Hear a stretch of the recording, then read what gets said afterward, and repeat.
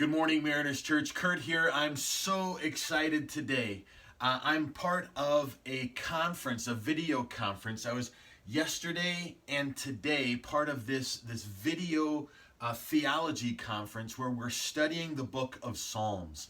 Now, on our weekend broadcast, Pastor Paul has been talking about the book of Psalms, and they've been so encouraging, so exciting. And Wednesday and Thursday of this week, I'm part of a video conference, a theology conference, where we're talking about God's Word, the book of Psalms specifically.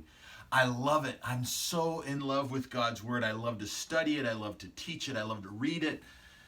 And hopefully, I love to live it out. I don't know how good I am at doing that yet, but I'm still working on that.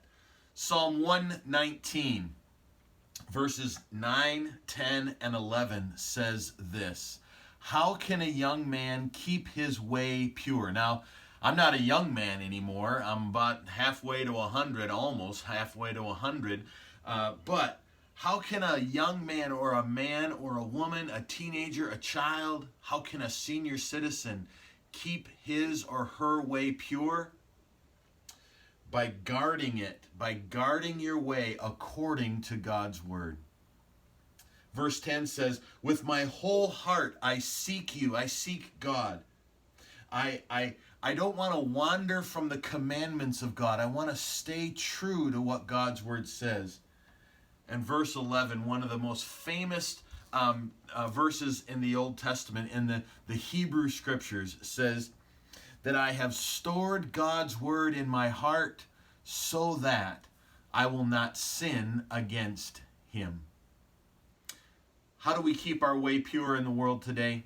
We live according to God's word. How do we live according to God's word? We study it, we read it, we hide it in our hearts, which means we do our best to remember it so that when temptation comes, when confusion comes, when hard time comes, it's God's word that bubbles out of the inner resources of our hearts and our minds, and it reminds us how to honor God in everything that we do.